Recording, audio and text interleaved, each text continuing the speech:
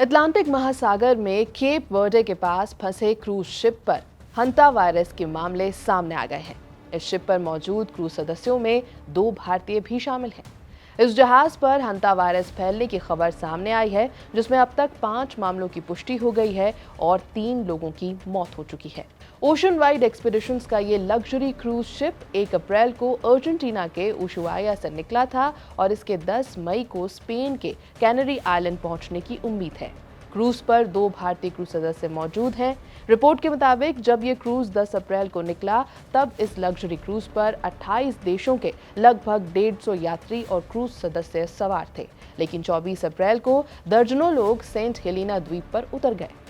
एक रिपोर्ट के मुताबिक क्रूज पर सवार 28 अलग अलग देशों के लोगों में से 38 फिलीपींस थे, 31 यूनाइटेड किंगडम से, 23 अमेरिका से, 16 नीदरलैंड से, 14 स्पेन से, 9 जर्मनी से, 6 कनाडा से और 2 क्रूज सदस्य भारत से थे। MV हॉन्डियस नाम का ये जहाज ओशन वाइड एक्सपीडिशंस द्वारा ऑपरेट किया जाता है और ये 1 अप्रैल 2026 को अर्जेंटीना से बर्ड वॉचिंग टूर के लिए रवाना हुआ था, जो अब एक त्रासदी में बदल चुका है। MV हॉन्डियस पर फिलीपींस, यूक्रेन, नीदरलैंड्स, पोलैंड के साथ साथ भारत के भी 2 सदस्य शामिल थे।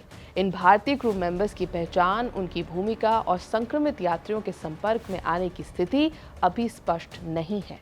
जहाज पर मौजूद कुल 23 नेशनैलिटीज की सूची जारी की गई है, लेकिन ओशन वाइड एक्सपीडिशंस ने साफ किया है कि वेरीफाइड इंफॉर्मेशन के अलावा कोई और डिटेल्स साझा नहीं की जाएगी। फिलहाल जहाज टेनेरिफ स्पेन की ओर बढ़ रहा है, जहां 11 मई को पैसेंजर्स के डिसएम्बार्क होने की योजना है।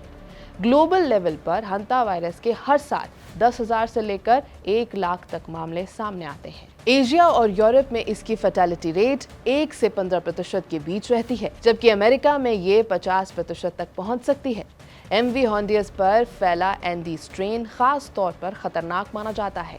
ये limited human to human transmission भी कर सकता है। इस आउटब्रेक में अब तक 8 लोग संक्रमित पाए गए हैं, जिनमें 5 कंफर्म्ड केसेस हैं और 3 की मौत हो चुकी है। 1 क्रिटिकल है, जबकि 3 माइल्ड कंडीशन में हैं। भारत में हंता वायरस के स्पोरेडिक केसेस पहले भी सामने आए हैं, खासकर तमिलनाडु में, जहां वेयरहाउस वर्कर्स, फार्मर्स और रॉडेंट कैचर्स में 28 केसेस दर्ज किए गए थे।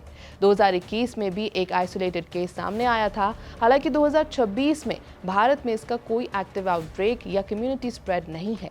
एक्सपर्ट्स का मानना है कि ये वायरस अक्सर अंडर डायग्नोस्ड रह जाता है, क्योंकि इसके सिम्टम्स डेंगू या लेप्टोस्पायरोसिस जैसे होते हैं। हंता वायरस रॉडेंट से फैलता है, खासकर तब जब उनके यूरिन या ड्रॉपिंग्स सूखकर हवा में मिल जाते हैं और इंसान उसे इनहेल कर लेता है। अमेरिका में ये लंग्स को प्रभावित करता है, जबकि अन्य क्षेत्रों में किडनीज पर असर डालता है। एंडी स्ट्रेन रेयर केसेस में क्लोज कॉन्टैक्ट से इंसानों के बीच भी फैल सकता है। इससे बचाव के लिए रॉडेंट कंट्रोल सबसे ज्यादा जरूरी है।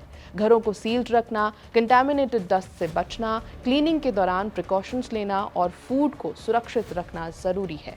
इस वायरस का कोई वैक्सीन या स्पेसिफिक ट्रीटमेंट नहीं है और इलाज मेनली सपोर्टिव केयर पर आधारित होता है। WHO के डायरेक्टर ने 7 मई 2026 को बताया कि ग्लोबल पब्लिक हेल्थ रिस्क फिलहाल लो है, लेकिन इंक्यूबेशन पीरियड 6 हफ्ते तक होने के कारण विजिलेंस जरूरी है। भारत सरकार ने अभी तक कोई स्पेसिफिक एडवाइजरी जारी नहीं की है, लेकिन एक्सपर्ट्स अलर्ट रहने की सलाह जरूर दे रहे हैं। यह है ABP लाइव। मेरा नाम है श्वेता शर्मा।